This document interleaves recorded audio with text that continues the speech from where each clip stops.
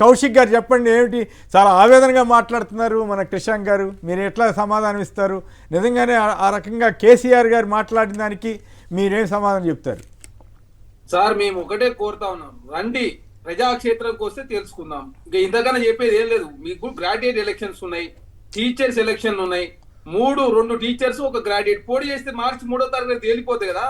ప్రజలంతా నాకు ఓటేస్తాను రెడీగా ఉన్నారని మీరు మాట్లాడుతున్నారు. ఇప్పుడు కరీంనగర్ సంబంధించి సిరిసిల్ల కరీంనగర్లోనే ఉన్నది, మెదక్లో సిద్దిపేట ఉన్నది, గజ్వేల్ ఉన్నది. మీ కూతురు ప్రాతినిధ్యం గతంలో నిజామాబాద్ కూడా అలాగే ఉంది కదా. టీచర్స్ గ్రాడ్యుయేట్ పోటీ చేస్తే తెలిసిపోతుంది కదా. వరంగల్ అదేవిధంగా ఇంతకుముందు నల్గొండ, ఖమ్మం, అదేవిధంగా నల్గొండ పోటీ చేసినప్పుడు 60 కోట్ల రూపాయలు ఖర్చు పెట్టి ఎమ్మెల్సీ ఎలక్షన్ కోసం. అదేవిధంగా ఇప్పుడు మళ్ళీ పోటీ చేయాలి కదా. 3 స్థానాలు వచ్చింది, పోటీ చేయకుండా బీఆర్ఎస్ పార్టీ క్యాండిడేట్ పెట్టే ప్రయత్నం ఎందుకు చేస్తలేదు? నన్ను ప్రజలు కోరుకుంటున్నాను అనుకున్నప్పుడు మీరు పోటీ చేసే ప్రజాక్షేత్రం తేలిపోతుందా? ఎవరో వాళ్ళు తేలిపోతుంది కదా. ప్రజలు ఓట్లు వేస్తారు సిద్ధంగా ఉన్నప్పుడు. ఓకే, ఓట్లు అంటే పోలుకి సమాధానం చెప్పారు, బాగానే ఉంది. కానీ కేసీఆర్ గారు అంత సీనియర్ నాయకుడు కదా, ఆయన పట్టుకుని తోగమాక లేదా ఇంకా ఏమన్నారు రాఖీ సావంతు, చల్లన్ నోటు ఇట్లాంటివి అనడం ధర్మమేనా అని అడుగుతున్నాడు ఈయన. సార్ ఇప్పుడు కుంభకర్ణులు లాగా 14 నెలల కాలం పాటు ప్రశ్నించకుండా, అసలు ప్రజా సమస్యల గురించి మాట్లాడకుండా, ఇప్పుడు వచ్చి నేను కొడితే అసలు మామూలుగా ఉండదని మాట్లాడితే, ఇప్పుడు భాగవతాలు వేస్తారు కచ్చీరి దగ్గర. భాగవతం నీళ్ళు వేస్తే బాగుంటుంది ఎప్పుడు వేస్తారంటే భాగవతం అయిపోయిన తర్వాత వేసినట్టుంది. 14 నెలల తర్వాత మీరు ప్రజా సమస్యల గురించి మీకు అంత ప్రేమ ఉంది ప్రజల మీద, తెలంగాణ సమాజం ప్రేమ ఉంది కదా, మరి వచ్చి మాట్లాడొచ్చు కదా. మేమేమంటూ అసెంబ్లీ రండి చెప్తున్నాం. కాంగ్రెస్ పార్టీ సంవత్సరాల కాలంలో ఏం చేసింది, మీరు 10 సంవత్సరాల కాలంలో ఏం చేసిరో కాంగ్రెస్ ప్రభుత్వం చేయడానికి సిద్ధంగా ఉంది. సమాధానం చెప్తామని చెప్తున్నాం కదా. రికార్డు స్థాయిలో 17 గంటల పాటు అసెంబ్లీ జరిగితే ప్రతిపక్ష నాయకుడు అసెంబ్లీ రాడు. మీ ఫామ్ హౌస్ లో రెస్ట్ తీసుకుంటూ ప్రజా ప్రభుత్వం మీద ఇష్టం వచ్చిన మాట్లాడు కాంగ్రెస్ ప్రభుత్వం చూస్తూ ఊరుకుంటావా సార్? మేము రియల్ ఎస్టేట్ తనప్పుడు బ్రహ్మాండంగా ఉంది, ఇప్పుడు దెబ్బతిందని చెబుతున్నారు కదా సార్. ఇప్పుడు ఏం దెబ్బతిన్నదో, మీరు కట్టిన ప్రాజెక్టులు ఏందో, విద్యా వైద్యం చేతి మీద కాంగ్రెస్ ప్రభుత్వం చేయడానికి సిద్ధంగా ఉంది. జాతీయ స్థాయిలో ఏ విపత్తు వచ్చిందో, 8.2% జీడిపి 6.2% ఎట్టబడ్డదో నిన్న ఎకనామిక్ సర్వే చాలా స్పష్టంగా చెప్పింది. కేసీఆర్ గారు ఒకరే మేధావులుగా 80 ఏళ్ళ బుక్కులు చదివినంత మాత్రాన జాతీయ స్థాయిలో వస్తున్న పరిస్థితులు తెలంగాణ రాష్ట్రం ఆదాయం సొంత ఆదాయంలో నెంబర్ 1 గా వచ్చింది కదా తెలంగాణ. ఎక్కడ సొంత ఆదాయం సార్? పరిస్థితి జాతీయ స్థాయిలో 8.2% జీడిపి కనిష్ట స్థాయి పడిపోయింది సార్. ఆ ఎఫెక్ట్ దేశంలో అన్ని రాష్ట్రాల్లో పడుతుంది. ఎకనామిక్స్ ఇప్పుడు అందరికి ఇప్పుడు ప్రొఫెసర్ కోసం తెలిసిపోతుంది కదా. భారతదేశంలో అందరం భాగం, భారతదేశం తెలంగాణ అర్థం చేసుకోవాలి. ఏంటంటే ఏది పడుతుంది మాట్లాడి తెలంగాణ సమాజం తప్పుదారి పడిచే ప్రయత్నం అంటే మరి హామీలు అంటే అమలు చేస్తున్నారా లేదా? ఇప్పుడు ఆల్రెడీ ఇవి గ్యారంటీలు అంటారు ఇక్కడ, 6 గ్యారంటీస్. వాటిలో మహిళా శక్తి, మహిళలకి 2500 ఇట్లాంటివి కొన్ని ఉన్నాయి కదా. డిక్లరేషన్లు కూడా తీసారు సార్. డిక్లరేషన్లు సిద్ధరామయ్య గారు బీసీ డిక్లరేషన్, ప్రియాంక గాంధీ గారు యూత్ డిక్లరేషన్, ఖర్గే గారు SC ST డిక్లరేషన్, రైతు డిక్లరేషన్, రాహుల్ గాంధీ గారు ఇన్ని డిక్లరేషన్ సార్. చెప్పండి, కంప్లీట్ చేయండి. దయచేసి మేము 170 గ్యారెంటీలు అమలు చేసినాం. మీరు 10 సంవత్సరాల కాలంలో నిండా ముచ్చిరని మహిళల్ని 4,000 గ్యారెంటీలు 170 ఎక్కడ 170 అమలు చేస్తారా? 4,000 పెన్షన్ అయిందా? 2,500 అయిందా? తులం బంగారం అయిందా? స్కూటీలు అయినాయా? మేము చెప్తాం, సమాధానం చెప్తాం.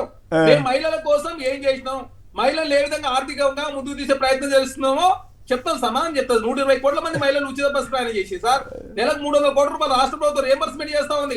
99% ఆక్యుపెన్సీ రేషియో పెరిగింది, మహిళల సాధికారత పెరిగిందని చెప్పేసి ఏకంగా సర్వే రిపోర్ట్లు వస్తుంటే మీరు చూసి ఓరలేక ప్రజాప్రభుత్వం బదనాం చేస్తే ప్రజాప్రభుత్వం వెనుకపోతుందా? ఓకే ఓకే, బాగానే ఉపన్యాసం ఇస్తున్నారు, సంతోషం. లేదు ఉపన్యాసం కాదు, వాస్తవ విషయాలు చెప్తా ఉన్నా. మీరు అసెంబ్లీకి వస్తే అన్ని విషయాలు వివరిస్తాం. వైద్యం, సేద్యం చేసిన సంవత్సర కాలంలో చెప్పండి మాత్రం మీరు బ్రహ్మాండంగా చెప్పేటట్టున్నారు. రైట్. హనుమాన్ సింగ్ గారు ఖమ్మం నుంచి. హనుమాన్ సింగ్ గారు నమస్కారం, మాట్లాడండి. మీరేమంటారు? కేసీఆర్ గారు గట్టిగా చెప్పారా, రేవంత్ రెడ్డి గారు గట్టిగా చెప్పారా? నమస్కారం కొమ్మయ్య గారు, పెద్దలకు నమస్కారం అండి. Sir, unmarried persons Rahul Gandhi కొను రాఖీ సావంత్ కు, సల్మాన్ ఖాన్ కొను కేసీఆర్ కేసు సంబంధం సార్. కేసీఆర్ రాజకీయ జీవితం, రాజకీయ అనుభవం అంతా లేదు. ఈయన వయసు అంటే ఉండొచ్చు కొద్ది గొప్ప తక్క. కేసీఆర్ కును రేవంత్ రెడ్డి ఎక్కడ పోలిక సార్? మా అట్లా గ్రామాలకు ముఖ్యమంత్రి వచ్చి అయ్యాడు కదా ఆయన దెబ్బ కొట్టి మరీ ముఖ్యమంత్రి అయ్యాడు కదా వి కెనాట్ మా గ్రామాల్లో బుడబొక్కడు తప్పు తప్పు no no no no no no no sorry చెప్పండి no no no no no no no no అట్లా అభ్యంతరకర పదాలు వాడొద్దు దయచేసి తప్పు మీరు సారీ చెప్పండి లేకపోతే నేనైనా సారీ చెప్తాను no no no no no మీరు సారీ చెప్పండి ఫస్ట్ మీరు సారీ చెప్పండి నేను వ్యక్తిగతంగా అనట్లేదు సార్ వ్యక్తిగతంగా కూడా అట్లా పోలికలు కూడా కరెక్ట్ కాదు. ఇప్పుడు రాఖీ సావంత్తో పోల్చినందుకు అందరూ విమర్శిస్తున్నారు కదా, అటువంటిప్పుడు మనం పద్ధతిగా మాట్లాడాలి కదా. తప్పు ముఖ్యమంత్రి మన గ్రామాలకు వచ్చి పొగుడుతారు కదా, కొన్ని మాటలు చెప్తాడు, అది చెప్తా ఇది చెప్తామని అట్లుంది అంటున్నాను. Right, okay. పవన్ గారు హైదరాబాద్ నుంచి. పవన్ గారు నమస్కారం, మాట్లాడండి సంక్షిప్తంగా. నమస్కారం అండి. హలో మాట్లాడండి సార్. ఇది ఇప్పుడు వీళ్ళు ఇప్పుడు కేసీఆర్ ని ఈయన తిట్టడము అది తిట్టడము తప్పే. ఎందుకంటే ఆయన అనుభవజ్ఞుడు, తెలంగాణ రాష్ట్రం తెచ్చినటువంటి అనుభవజ్ఞుడు. అండ్ 14 సారిగా ఏకతాటిగా గెలిచిన ఏకైక లీడర్ ఆయన. ఓకే. మరి ఇంకొకటి, మనము గ్యారంటీలు ప్రజలకు ఏవైతే మనం వాగ్దానాలు చేశామో అవిటి మీద మనం ఇద్దరం 2 పార్టీలు దృష్టి పెట్టి ప్రజలకు మేలేటట్టు చేస్తే చాలు సార్.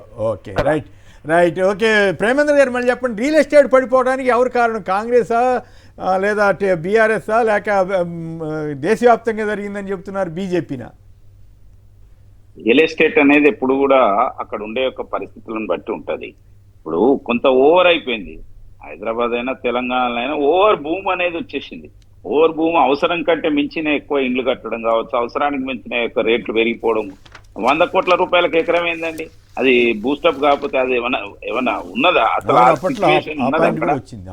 ఆ సిచ్యువేషన్ ఉన్నదా? కాబట్టి దాన్ని అట్లా క్రియేట్ చేసింది కాబట్టి ఇప్పుడు డౌన్ అయినట్టు అనిపిస్తున్నది. రెండు సేమ్. మామూలుగా రియల్ ఎస్టేట్ లో హెచ్చు తగ్గులు అనేది మామూలుగా జరుగుతూ ఉంటది. ప్రతి ఒక 5-6 సంవత్సరాలకు ఒకసారి, మళ్ళీ ఒక 2-3 సంవత్సరాలు డౌన్ ఉంటుంది, మళ్ళీ ఒక 1-2 years లో పెరుగుతుంది. దేశవ్యాప్తంగా ప్రపంచవ్యాప్తంగా ఎకానమీ ఏ విధంగా ఉంది అనేది మనం చూసుకోవాలి. భారతదేశం అనేది ఇంతకుముందు మిత్రుడు అన్నాడు తెలంగాణ వేరే దేశం కాదని. భారతదేశం అనేది ప్రపంచంలో భాగం ఇవాళ. ఎందుకంటే ప్రపంచం యొక్క పరిణామాలన్నీ ఎవ్రీ డే ఇవాళ ఉంటాయి. కాబట్టి ప్రపంచంలో ఎకానమీ డౌన్ అయిపోయింది. అటువంటి పరిస్థితుల్లో కూడా భారతదేశం ఇవాళ మోర్ దాన్ 6% యొక్క జీడిపికి పైకి వెళ్తున్నదంటే మనం సస్టైన్ అవుతున్నాం. కాబట్టి ఇక్కడ నుంచి ఇంకా మెరుగు కావాల్సిన అవసరం ఉన్నది.